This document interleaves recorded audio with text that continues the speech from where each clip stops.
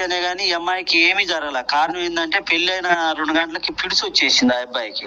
పెళ్లి అయింది, అందరు కూకొని మాట్లాడే సందర్భంలో కుర్చీలు వేసుకొని కూకొని మాట్లాడుతున్నారంట. మాట్లాడు ఈడ్చుకొని కింద పడ్డాడంట.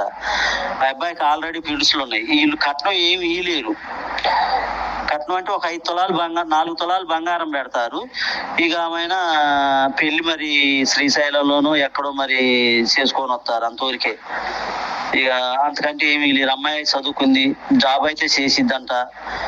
ఏంకి ఫస్ట్ మ్యారేజ్ అయినా కానీ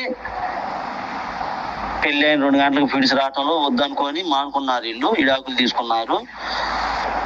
వాళ్ళు వీళ్ళు ఏం కట్నం ఇట్లేదు అని చెప్పేసి వాళ్ళు మాకంటే మంచి వాళ్ళకి ఇస్తారన్న ఆలోచనలో ఉన్నారు. అట్లా ఈ అమ్మాయిని మోసం చేశారు. అది రెడ్డి గారు అమ్మాయి.